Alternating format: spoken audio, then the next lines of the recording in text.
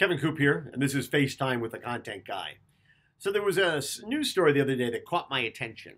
Apparently out in Los Angeles, there was this Tesla self-driving car, and it's going down the road, and it slams into a fire truck.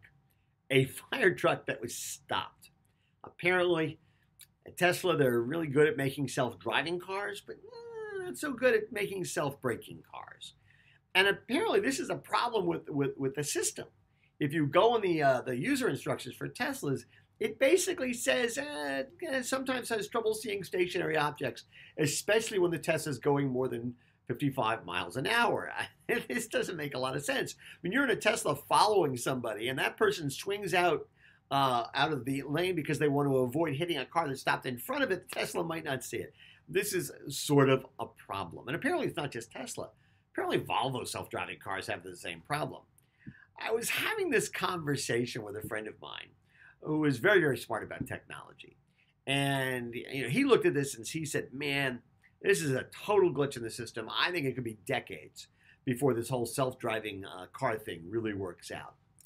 And I thought that was interesting. Now, to be honest, I'm not sure I agree with him. Although if you were going to place a technology bet, I'd bet on him and not me because he's a lot smarter than I am about this stuff. But I'm not sure it points to that kind of glitch. I think it points to something that has to be fixed. But I also think the financial pressure is going to be there and the cultural pressure to be there to fix this problem. Not least from, say, the trucking industry. I mean, self-driving trucks may have to become a reality simply because there's too few young people who want to take up truck driving as a career. They're going to have to come up with self-driving trucks, so we're going to get product around the country. But I also think it's not a binary choice. I don't think you tend to look and say, this technology, good or bad. It's going to work or it's not going to work. Things take time. Now, this is an unfortunate sort of accident, and my understanding is nobody was hurt, which is in itself is sort of amazing. But eventually, they're going to figure this out. They will address this problem. They will make the technology work. But it doesn't mean every car everywhere is necessarily going to be a self-driving car. I have a Mustang convertible. It is a stick shift. It's a manual transmission. I'm not giving it up because I love to drive, and I intend to continue driving it that way until I can't or won't or whatever. There may be a reason I can no longer drive anymore. But I think that there's always going to be different kinds of choices. Now, it's really good for retailers to understand that technology can only take you so far. It's especially good for retailers who don't have the kind of capital at hand to invest in technologies like Walmart and Kroger and Amazon can invest in. It's good to know that technology can only take you so far because you can provide the kind of links that may not be available through technology.